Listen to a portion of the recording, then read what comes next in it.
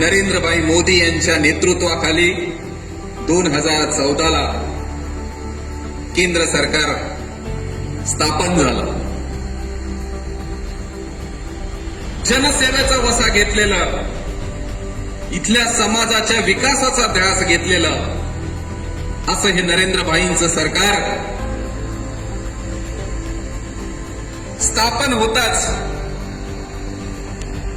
70 वर्षाची गुलामी, त्याच्या आधीची लुटमार, इथला पिडलेला नागरिक, पिडलेला शेतकरी, याला काय चांगलं देता येईल हा ध्यास घेऊन वाट न पाहता मी प्रधानमंत्री नाही तर मी इथल्या जनतेचा प्रधान सेवक आहे या भावनेने त्या संसदेला अभिवादन करून देशाच्या सेवेचा परिपाठ सुरू केला. एका मागे एक अशा धडाकेबाज योजना इथल्या सामान्य नागरिकाला, त्याच्या कुटुंबाला विकास गंगेत आणण्यासाठी सुरू केल्या. 1 नाही, 2 नाही, 3 नाही, 70-80 योजना. जशी जशी अडचण समोर येते तशा तशा अडचणी सोडवण्यासाठी नरेंद्रभाईंनी योजना राबवायला सुरुवात केली. मुटकुळे साहेबांनी सांगितलं तसं सबका साथ, सबका विश्वास, सबका प्रयास हा नारा घेऊन प्रत्येक योजना भारतातल्या प्रत्येक जाती धर्माच्या माझ्या बांधवासाठी देण्याचा पण या सरकारने कोणताही भेदभाव न करता राबवायला सुरुवात केली. आणि आज मंडळी आपल्याला अभिमान वाटतो, तुम्ही आम्ही नरेंद्रभाईंचे शिलेदार म्हणून आज आपल्याला भारतीय जनता पक्षात काम करायला मिळतं आणि आपल्याला ह्या देशाची सेवा करण्याचं भाग्य आपल्याला लाभलेलं आहे. रोटी कपडा और मकान ही योजना मंडळी आपण 70 वर्ष ऐकत होतो. काँग्रेसने रोटी कपडा और मकान म्हणत राहिले पण त्याच्यावर कार्य केलं नाही. गरिबी हटाव हा नारा दिला पण कधी गरिबी हटवण्यासाठी प्रयत्न केले नाहीत. 70 वर्ष इथल्या लोकांनी वाट पाहिली.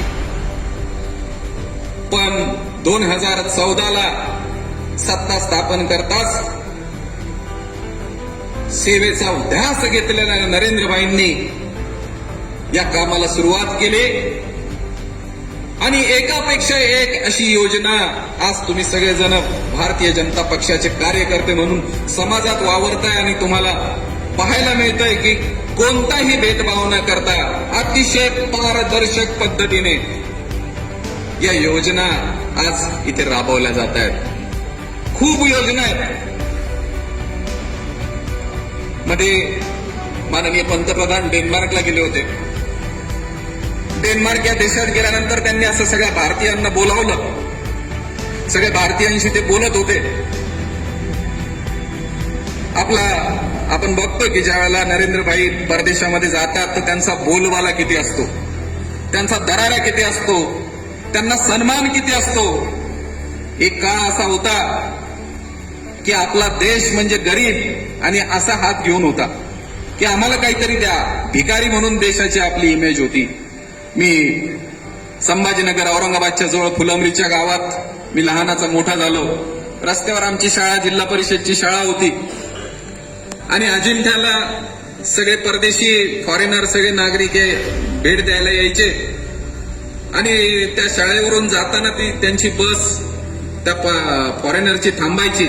ते परदेशी नागरिक तिथे उतरायचे आणि मित्रांनो सगळे लहान मुलं वगैरे असे त्यांच्याजवळ जायचे आणि त्यांना ते गोरे लोक पाहून त्यांना हात लावायचा किंवा मनी मनी मनी असं चित्र, सगळे मुलांचा घोळका त्यांच्या भोवती असायचा आणि ते कौतुकाने फोटो काढायचे आणि ते फोटो करायचे की भारत हा भिकारी देश आहे, मुलं पैसे मागतायत आणि भिकारी आहेत असं चित्र सगळीकडे जायचं. वाईट वाटायचं पण वय कमी होतं. पण आज हे चित्र नरेंद्रभाईंनी पुसून टाकलेलं आहे आणि आज ज्या वेळेस भारताचा प्रतिनिधी म्हणून नरेंद्रभाई मोदी ज्या वेळेला परदेशात जातात त्यावेळेला त्यांचा जो स्वागत, सन्मान, त्यांना जो मान तिथे मिळतो, अनेक देशांनी, रशिया, अमेरिका, इस्रायल या सगळ्यांनी, UAE, मुस्लिम देशांनी त्यांना आपापल्या देशाचा सर्वोच्च नागरिकत्वाचा सन्मान त्यांना दिलेला आहे. मी सांगत होतो की डेन्मार्कला त्यांनी अशी सगळ्या भारतीयांना बोलवलेलं होतं आणि त्यांनी त्या भारतीयांना एक कसं आहे, मेरा सुन रहे हो, मेरी बात सुनो, मेरा एक काम करोगे, मेरा एक काम करोगे. एकदा, दोनदा, 8 वेळा त्यांनी सांगितलं की मेरा एक काम करोगे. सगळ्यांनी आवाज दिला, हाँ हम करेंगे. एक काम करो कि आप में से हर एक जन यहाँ के फॉरेनर्स को, यहाँ के लोगों को, 5 लोगों को आप भारत दिखाने लेके आओ. मित्रांनो, 8 वेळा तो पंतप्रधान त्या लोकांना विनंती करत होता की त्या प्रत्येक भारतीयांनी 5 परदेशी लोकांना भारत दाखवायला घेऊन यावं. किती हा विश्वास आहे, किती हा आत्मविश्वास आहे की आज त्या परदेशातून त्या परदेशी लोकांना इथे आणायचं आणि हा विकास झालेला भारत दाखवायचा आणि त्यांना सांगायचं, तुम्ही इथे उद्योगधंदे उभारा, तुम्ही आमच्या भारतात गुंतवणूक करा, तुम्ही आम्ही बनवलेली उपकरणं, तुम्ही आमच्या कारखान्यातल्या वस्तू घ्या. हा आत्मविश्वास, हा कॉन्फिडन्स, हा आमच्या पंतप्रधानांनी, नरेंद्रभाई मोदींनी मिळवलेला आहे की हा देणारा देश आहे. आणि अशा पद्धतीने तुम्ही बघताय की अशी परदेशी शिष्टमंडळ आपल्या देशामध्ये येत आहेत. आज आपण जी काही शस्त्र, उपकरणं, मिलिटरीला लागणारं सामान आहे, ते सगळं साहित्य 68% एकूण जे काही लागत असेल ते आपण भारतात बनवायचा निर्णय घेतलेला आहे. किती मोठा रोजगार होणार आहे. आज आपण ते निर्यात करू शकतोय. ही शक्ती आज नरेंद्रभाई मोदींनी आपल्या देशामध्ये निर्माण केलेली आहे. पण या सगळ्यांमध्ये प्राथमिकता होती, सगळ्यामध्ये कुणाचा विचार होता, तर तो इथल्या गरीब जनतेचा. त्या गरिबांसाठी मला काय करता येईल, त्या गरिबांना मला काय देता येईल, हा विचार करून ज्या योजना केल्या त्यापैकी काही मोजक्या योजना, उशीर झालेला आहे त्या मी तुमच्या समोर मांडतो, त्याचा तपशील सांगतो. मित्रांनो, ही प्रधानमंत्री जनधन योजना आहे. आपल्याला माहित आहे की एक काळ असा होता की आमच्या मातेला, आमच्या शेतकऱ्याला बँकेमध्ये जाता येत नव्हतं. तो बँकेचा मॅनेजर हिडीसपिडीस करायचा. खातं काय असतं माहित नव्हतं. घरामध्ये पैसे कुठेतरी डब्यामध्ये, मडक्यामध्ये कुठेतरी ठेवून द्यावे लागायचे. पण पंतप्रधानांनी हा मोठा, खूप दूरदृष्टीचा विचार सत्तेवर आल्या केला. असं बँकेमध्ये खातं उघडण्याचा विक्रम 45 कोटी खाते याच्या अंतर्गत नेक्स्ट उघडले. याच्यात ह्या खातं उघडण्यासाठी त्यांना कुठलंही तुम्हाला कागदपत्र जी लागत होती, ती कागदपत्र आमच्या शेतकऱ्यांकडे नव्हती. ती कागदपत्र कमी करून टाकली. गावच्या सरपंचाचं पत्र असेल तरी तुम्हाला खातं उघडता येतं. त्याच्याही पलीकडे जाऊन तुम्ही स्मॉल अकाउंट म्हणून जर तुम्ही कोणताच कागद नाही दिला, मॅनेजरच्या समोर गेलात तरी तुम्हाला खातं उघडता येतं. असं ही जनधन योजना दिली. त्याच्यामध्ये 2 लाखाचा विमा दिला. त्याच्यामध्ये पत्ता बदलायचा असेल, तुम्ही कुठे राहा, आज आमच्या कर्नाटक मधला इथे कामगार आला तर त्याला इथे खातं उघडता येतं. बिहार मधून आला, त्याच्याकडे कागदपत्र नाही, त्याला खातं उघडता येतं. अशी खाते उघडून आम्ही सामान्य माणसाला पहिल्यांदा भारताच्या इतिहासामध्ये घडलेलं आहे की खाते उघडायला मिळाली. आणि विचार करा की हे खाते उघडायचं काम ज्या वेळेला 2014ला सुरू केलं त्यांनी, आज त्याचे परिणाम, त्याचं नियोजन किती दूरचं होतं की आज आता आपल्या अध्यक्षांनी सांगितलं, आमदार साहेबांनी सांगितलं त्याप्रमाणे राजीव गांधी जसं म्हणायचे की 1 रुपयातलं 15 पैसे फक्त खाली पोहोचतात. पण आता शेतकऱ्याचे 2,000 रुपये, 6,000 रुपये एकदा क्लिक केले तर जेवढे क्लिक केले तेवढे जसेच्या तसे 1 रुपया कुठे न जाता खात्यामध्ये जात आहेत. पण सुरुवात हे खाते उघडण्यापासून केली.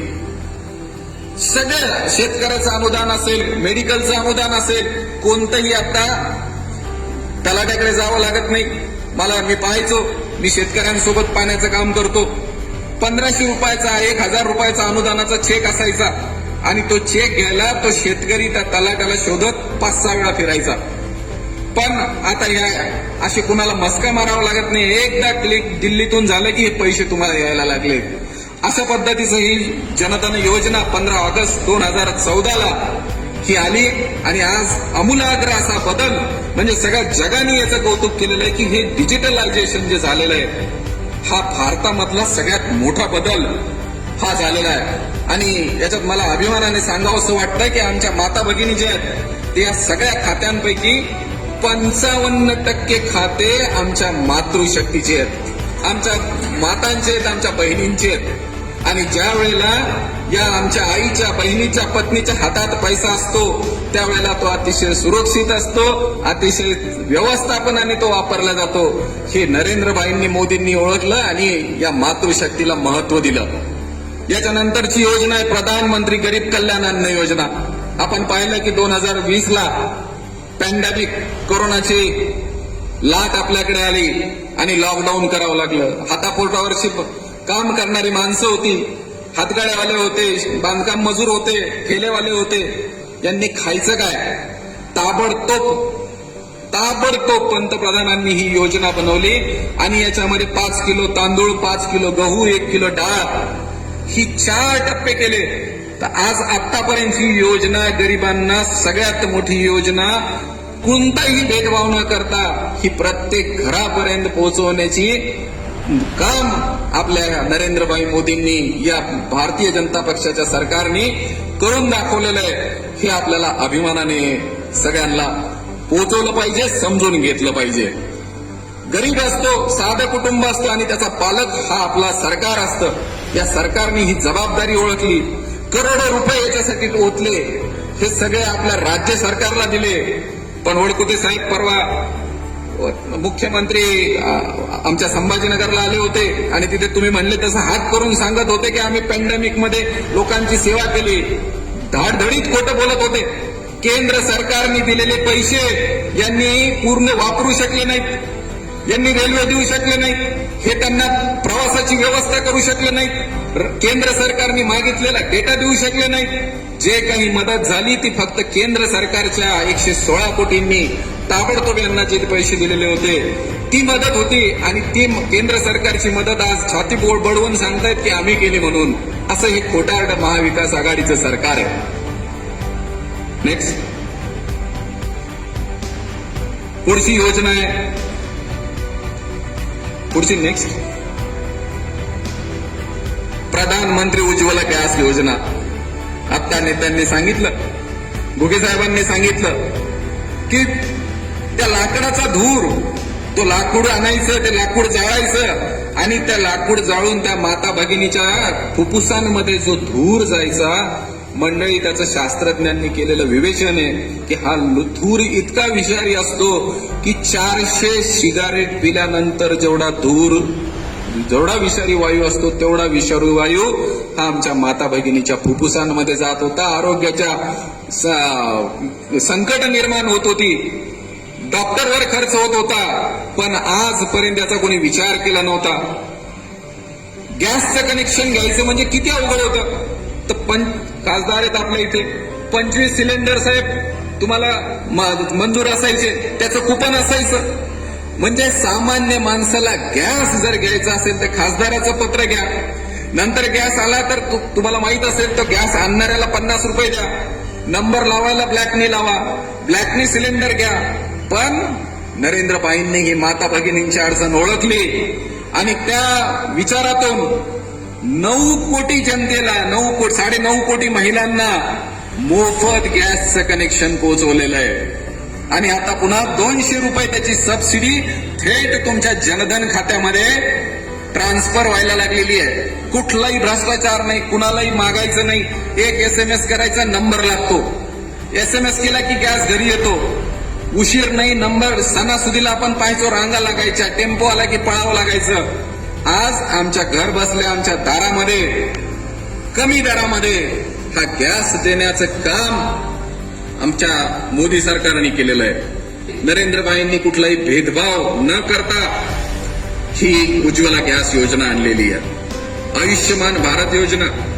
मंडळी तुम्हाला सांगू इच्छितो की अमेरिका असेल, युरोप असेल, या सगळ्या देशांमध्ये आरोग्य याच्यावर राजकारण चालतं सर. की तिथला राष्ट्रपती निवडून यायचा असेल, अध्यक्ष निवडून यायचा असेल तर त्याला आरोग्यावर बोलावं लागतं आणि आरोग्यावर सरकार येतं, आरोग्यावर सरकार पडतं. पण आमच्या भारतामध्ये गेली 70 वर्ष काँग्रेसने आरोग्य या विषयासाठी काहीही केलं नाही. मेडिकल कॉलेज नाही, दवाखाना नाही, दवाखाना असेल तर औषध नाही, दवाखाना असेल तर डॉक्टर नाही. आणि ही सगळी याच्यावर आपण पाहिलं तर प्रत्येक कुटुंबाला तो कष्टाने पैसा कमवत असतो. कुठला तरी आजार होतो, दवाखान्यात जातो आणि डॉक्टर सांगेल तेवढे पैसे तो मग ती जमीन गहाण ठेवतो, सोनं गहाण ठेवतो आणि त्या डॉक्टरला आणून देतो. पण त्या आजारावर उपचार करण्यासाठी धडपडतो. काय करायचं शेतकऱ्यांनी, काय करायचं गरीब जनतेनी? प्रदूषण वाढलेलं आहे, स्थान वाढलेलं आहे, आजारांचं प्रमाण वाढलेलं आहे. आणि हे सगळं ओळखून मी म्हणलो तसं पालक कोण असतं तर सरकार असतं. या सरकारने या सगळ्या जनतेची जबाबदारी घेतली आणि ही आयुष्यमान भारत योजना निर्माण केली. 1 एप्रिल 2018 ही योजना लागू केली. आज दारिद्र्य रेषेखालच्या प्रत्येक कुटुंबाला 5 लाखांचा विमा, त्याच्यामध्ये सगळे आजार कव्हर आहे. तुम्ही खाजगी दवाखान्यात जा, सरकारी दवाखान्यात जा, कोणताही आजार असू द्या, कोणतंही ऑपरेशन असू द्या, आज गरीब कुटुंब निर्धास्त झालेलं आहे की मला काही जर झालं तर मी ज्या विश्वासाने मतदान या नरेंद्रभाई मोदींना केलेलं आहे त्यांनी माझी व्यवस्था लावलेली आहे. असं आयुष्यमान भारत योजनेसाठी मित्रांनो प्रचंड असा व्यवस्था 10.74 कोटींची व्यवस्था ही जनता याच्यामध्ये कव्हर झालेली आहे. 135 कोटीची जनता आहे आपली आणि त्याच्यामध्ये दारिद्र्य रेषेखालचे 11 कोटीची ही जनता त्याच्यामध्ये आलेली आहे. आणि आतापर्यंत या योजनेमधून 3.5 कोटी लोकांनी याचा लाभ घेतलेला आहे. याला कोणतंही वयाचं बंधन नाही, व्यवसायाचं बंधन नाही, अतिशय पारदर्शक आहे. म्हणजे मी पुन्हा तुम्हाला सांगतो की हे सगळं राबवताना आपल्यावर जातीवादाचा आरोप होतो, धर्मवादाचा आरोप ह्या सरकारवर होतो. मला इथे असलेल्यांनी कुणीही सांगावं की ह्या योजनेला वशिला लागतो का? कुणाला भेटावं लागतं का? आमदार साहेबाला भेटावं लागतं का? माझे मुस्लिम भाई आहेत इथे. परवा आमचा औरंगाबादला एक मुस्लिम कार्यकर्ता होता, त्याचा वाढदिवस होता आणि त्यांना आम्ही विजयाताई रहाटकर आपल्या राष्ट्रीय चिटणीस त्यांच्या हातून आम्ही त्यांना भारत मातेचा फोटो दिला आणि तो अक्षरशः त्याचं हृदय भरून आलं. त्यांनी माईक हातात घेतला आणि त्यांनी सांगितलं की मला खूप अभिमान वाटतो की मी भारतीय जनता पक्षाचा कार्यकर्ता म्हणून गेले 30-35 वर्ष काम करतो.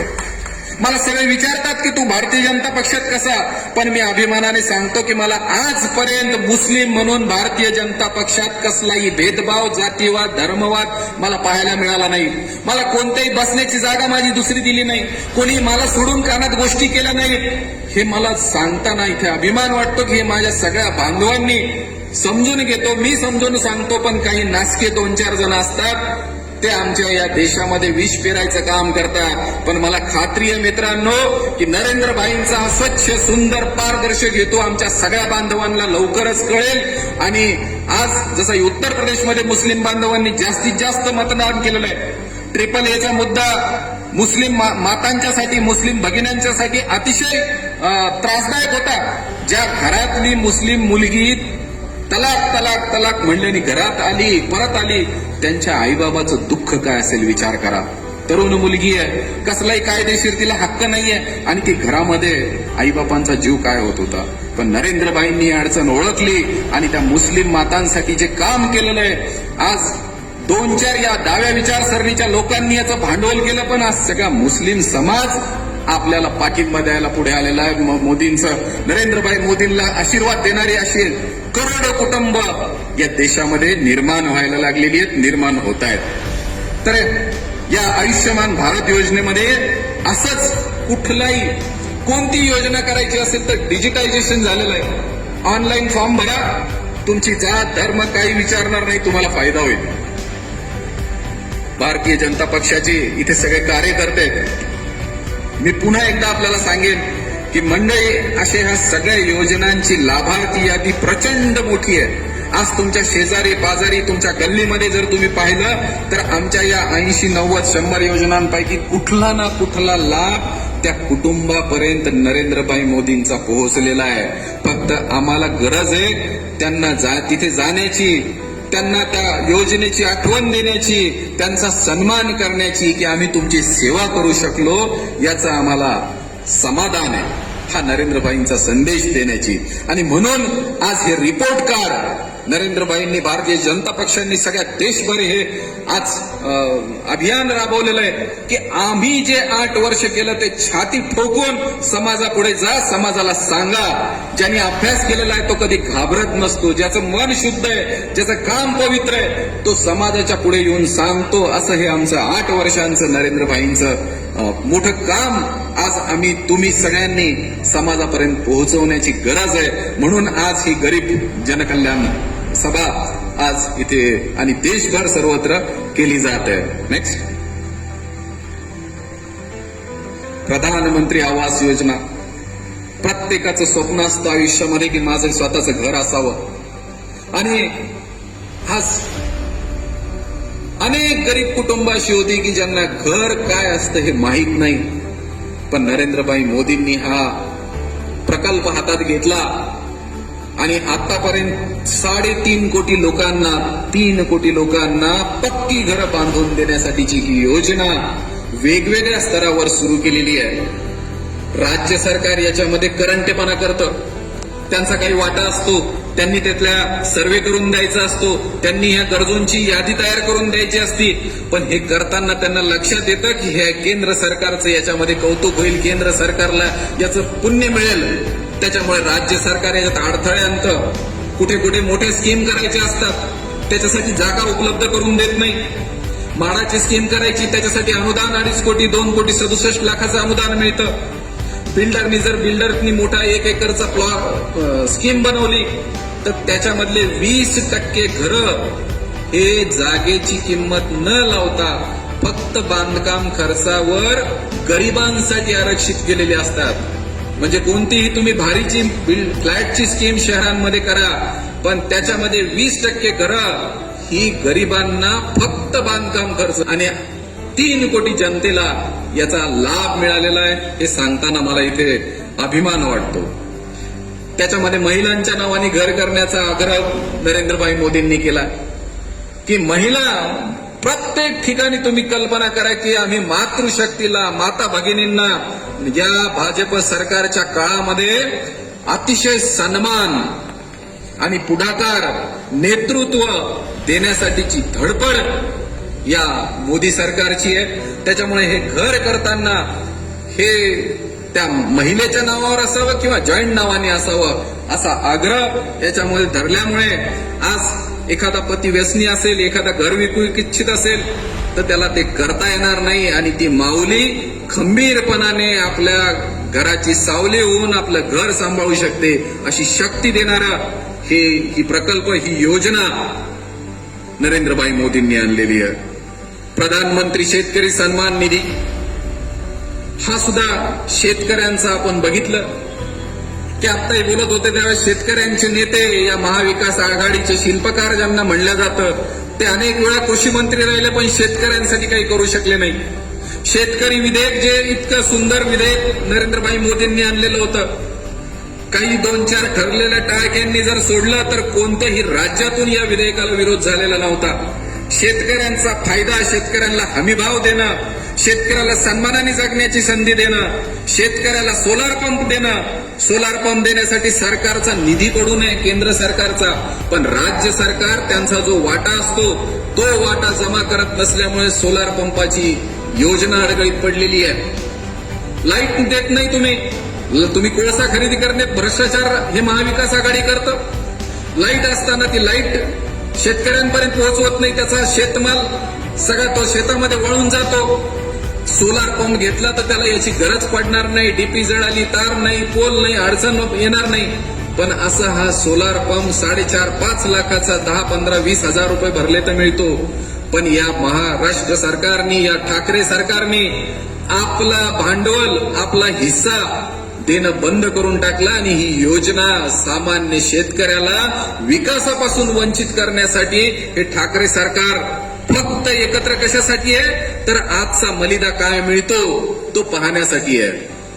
त्यांना कालचा परवाची निवडणूक राज्यसभेची आहे, संख्येचं बळ जास्त होतं. सत्ता त्यांच्या हातात होती.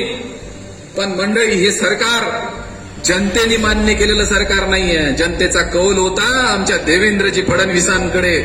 पण यांनी जे हे 3 चाकी रिक्षा हे जे कडबोळ बनवलं, त्यांना अंदाज आला नाही की देवेंद्रजी फडणवीस हा जनतेच्या मनातला मुख्यमंत्री, हा जनतेचा लाडका मुख्यमंत्री आहे.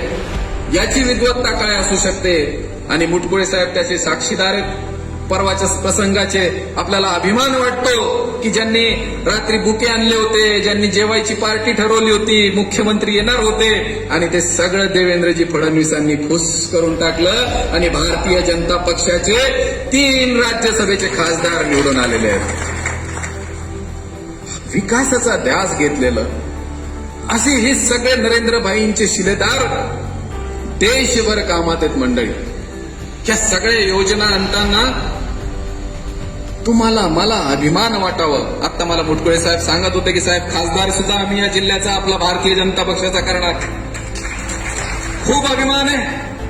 आज या मी ज्या योजना सांगतोय ह्या मोजक्या तुमच्या समोर मांडतोय, पण ह्या सगळ्या लाभार्थींपर्यंत पोहोचण्याचं काम मंडळी तुमचं आहे. आता नगरपालिका आहेत, नगर परिषद आहेत, जिल्हा परिषद, पंचायत समिती आहेत. आपल्या सगळ्यांची महत्वाकांक्षा असते की मी काही ना काहीतरी याच्यामध्ये पदावर गेलं पाहिजे, मी जनतेची सेवा केली पाहिजे. मी तुम्हाला इथे या सगळ्या नेत्यांच्या साक्षीने सांगतो की जो जनतेचा संपर्क वाढवेल, जो जनतेमध्ये दररोज राहील, जो या योजना याचा लाभ नागरिकांपर्यंत पोहोचून कर्तृत्व दाखवेल, त्याला पदाला मागण्यासाठी कोणता वशिला लावावा लागणार नाही, तिकीट मागण्यासाठी कोणता वशिला लावावा लागणार नाही.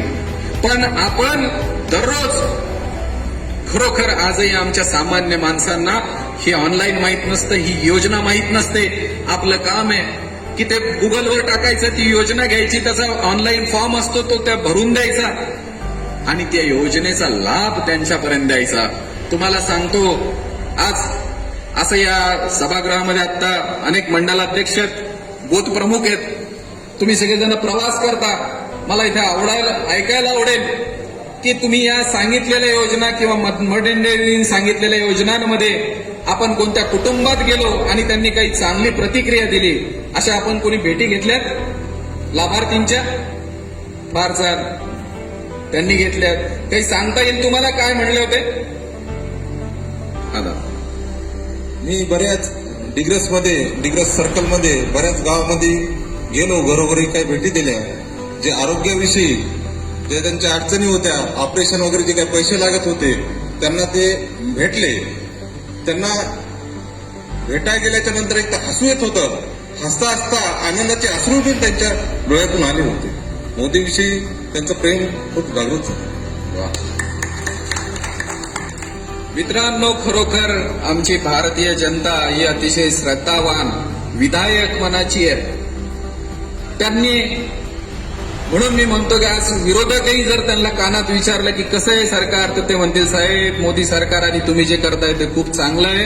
आज त्या आमच्या औरंगाबादच्या बाजूला खुलताबाद आहे, तिथे औरंगजेबाची कबर आहे, तिच्यावर फुलं टाकली म्हणून या महाविकास आघाडी सरकारने त्या MIMला वाईट बोलले होते. पण परवा त्यांचंच मतदान घेऊन त्यांनी त्यांचे संजय राऊतांना निवडून आणलेलं आहे. हे कसं चालतं? MIM भाजपची बी टीम सांगत होते. आता आपल्या सगळ्यांना कळलेलं आहे की MIM ही या महाविकास आघाडीची टीम आहे. त्यांनी उघड मतदान त्यांना केलेलं आहे. तर असं एक खायचे दात यांचे वेगळे, दाखवायचे दात वेगळे आहेत. पण मोदी सरकार, फडणवीस सरकार यांनी जी कामं केलेली आहेत ती अतिशय मनापासून आणि कोणताही भेदभाव न करता केलेली आहे. एक पंचतीर्थ नावाची योजना केलेली आहे. किती जणांना माहिती आहे पंचतीर्थ? पंचतीर्थ डॉक्टर बाबासाहेब आंबेडकर यांच्या स्मरणार्थ त्यांना अभिवादन करण्यासाठी, त्यांच्या कार्याचा गौरव करण्यासाठी नरेंद्रभाई मोदींनी 5 तीर्थ जोडण्याचा, 5 तीर्थांचा विकास करण्याचा मोठा कार्यक्रम घेतलेला आहे. आणि ती 5 तीर्थ आहेत. त्यातलं पहिलं तीर्थ आहे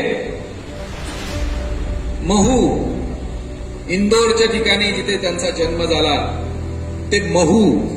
दुसरं तीर्थक्षेत्र आहे इंदू मिल, जे स्मारक आपल्या सरकारने खरेदी करून त्याचा विकास करायला घेतलेला आहे. तिसरं ठिकाण आहे नागपूरची दीक्षाभूमी, जिथे डॉक्टर बाबासाहेबांनी दीक्षा घेतली. चौथं ठिकाण आहे त्या लंडनचं घर, जिथे त्यांनी शिक्षण करण्यासाठी ते राहिले होते. ते घर लिलावात निघालेलं होतं. ते लिलाव होणार कळताच मोदी सरकारने त्याची पाहिजे वाटेल तेवढी करोडोची किंमत त्याला लावली आणि आमच्या महामानवाचं प्रज्ञा सूर्याचं हे ठिकाण खाजगी व्यक्तीला न जाता भारताचा सन्मान म्हणून ते पंचतीर्थ म्हणून विकास करण्यासाठी खरेदी केलेलं आहे. आणि पाचवं ठिकाण दिल्लीचं हलीपूर, जिथे डॉक्टर बाबासाहेबांनी श्वास घेतला. अशी ही 5 तीर्थ डॉक्टर बाबासाहेबांच्या सन्मानार्थ जोडण्यासाठी म्हणून ह्या सगळ्यांनी मित्रांनो आपण आवर्जून वेळ काढून या 5ही तीर्थांना जसं जमेल तसं आपण जाऊन आलो पाहिजे. डॉक्टर बाबासाहेबांना अभिवादन केलं पाहिजे. पुढची योजना तर या प्रधानमंत्री सन्मान योजनेमध्ये आपण पाहिलं की आता परवा 31 मेला 11वा हप्ता त्याच्यामध्ये त्यांनी दिलेला आहे. आणि त्या 75,000 कोटीची तरतूद या सन्मान निधीसाठी शेतकऱ्यांना देण्यासाठी नरेंद्रभाई मोदींनी केलेली आहे. 3 महिन्यातून 2,000 असं हे त्या सामान्य शेतकऱ्याला खत असेल, बियाणं असेल, त्याची उपजीविका असेल, त्याला देण्यासाठीची ही सर्वव्यापी देशव्यापी अतिशय महत्वाकांक्षी योजना प्रधानमंत्र्यांनी दिलेली आहे. आणि 11.5 कोटी शेतकऱ्यांच्या खात्यात गेलेले आहेत. आणि आतापर्यंत 21,000 कोटी या शेतकरी सन्मान योजनेतून गेलेले आहेत. मग ते सॉइल हेल्थ कार्ड असेल की आपल्याला आपल्या शेतीचा मातीचा पोत माहीत नसतो, आपण काहीतरी उलट सुलट पीक पेरतो. मीच आता शेतकऱ्यांमध्ये राहतो, माझी शेती करतो. माझ्या शेताच्या बाजूला लोकांनी मोसंबी लावलेली आहे आणि 3-4 वर्ष झाली की मोसंबी गळून पडते. आम्ही अभ्यास केला, माझ्या शेतातली माती आम्ही तपासायला पाठवली आणि ते तपासल्यावर कळलं की याच्यामध्ये चुनखडीचं प्रमाण जास्त आहे आणि याच्यामध्ये लिंबू वर्गीय फळं येणार नाहीत. आणि हे त्या सामान्य शेतकऱ्याला माहित नाही. तो ती मोसंबी लावतो, 2-3 वर्ष वाट पाहतो आणि तिचं मग देठ बारीक होऊन गळायला लागतं. पण हे त्याला सांगण्यासाठी सॉइल म्हणजे आपल्या मातीमध्ये काय काय घटक आहेत हे सांगण्याचं काम सरकार, जे आमचं पालक सरकार आहे, त्या सरकारने हे प्रत्येक शेतकऱ्याची माती तपासणीचं काम या योजनेतून, सन्मान योजनेतून घेतलेलं आहे आणि ते करतायत. मी आता सांगत होतो की पूर्वीचं सरकार जे काँग्रेस सरकार हे मायबाप सरकार होतं आणि आत्ताच आमचे प्रधानमंत्री म्हणतात मायबाप सरकार नसतं, मायबाप हा मतदार असतो. आम्ही सेवक सरकार तुमचे आहोत. हा विचारसरणीतला फरक हा भाजप सरकार, मोदी सरकारने घेऊन आपली वाटचाल सुरू ठेवलेली आहे. पुढचं मित्रांनो, ही प्रधानमंत्री मुद्रा योजना आहे. मी आता सांगितलं तसं कायम फुकट द्यायचं, कायम अनुदान द्यायचं, कायम अपंग ठेवायचं हे काँग्रेस सरकारने केलं.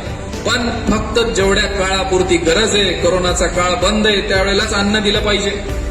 एखाद्याला उभं करायचं तर त्याला थोडं सुरुवातीला धक्का दिला पाहिजे, पण त्याला स्वतःच्या पायावर उभं केलं पाहिजे. आपण म्हणतो मोठ्या झाडाखाली किंवा वडिलाच्या सावलीत मूल मोठं होत नसतं, त्याला उन्हामध्ये सोडलं पाहिजे, पण त्याच्यावर लक्ष ठेवलं पाहिजे.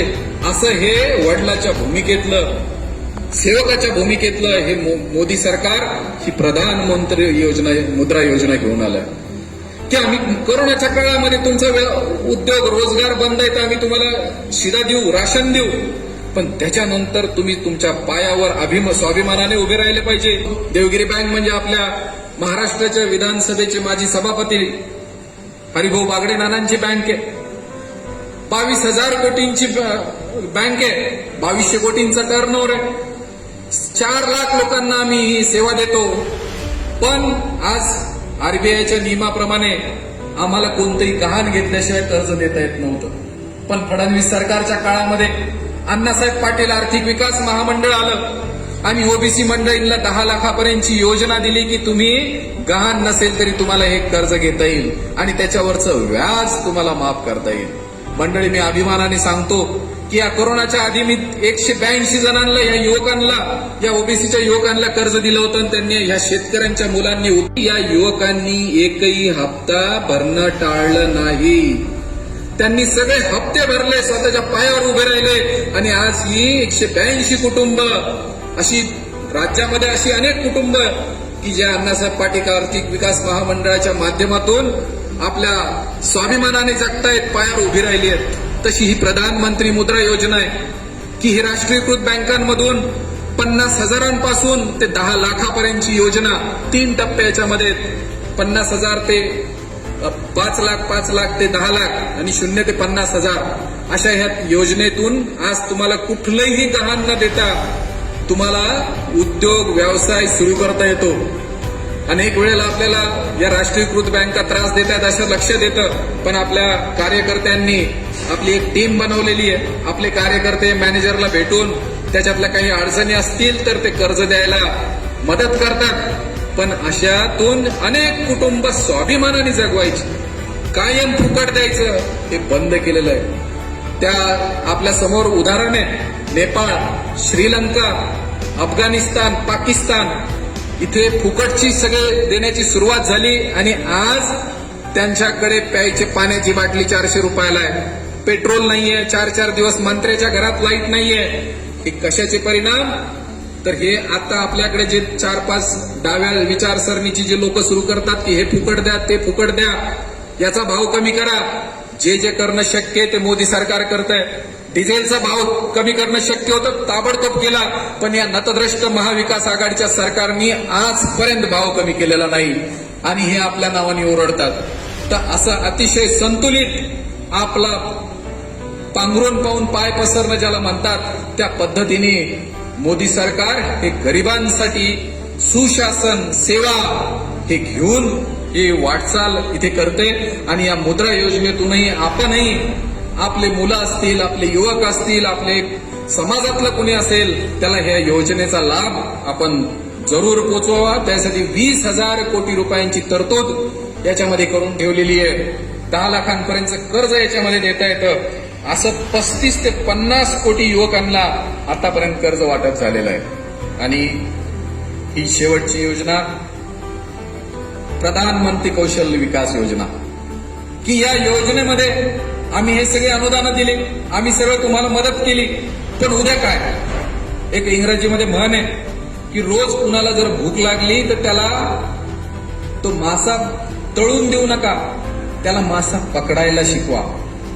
जर त्याला तळून आयता दिला तर तो रोज तुमच्याकडे येईल, भूक लागली की तो म्हणेल की आता परत आम्हाला आज मासा द्या, परत मला जेवण बनवून द्या. तर ती एक दिवस द्यायचं असतं, पण त्याला ती कला शिकवायची असते की ज्या वेळेला भूक लागेल हा गळ घ्यायचा, नदीवर जायचा, मासा पकडायचा, तो शिजवायचा आणि मग खायचा. आणि एवढे कष्ट करून ज्यावेळेस ते आपल्या हाताने शिजवून खातो तर त्याचा जो आनंद मिळतो ते फुकट घेतलेलं, मोफत घेतलेल्याचा मंडळी आनंद मिळत नाही.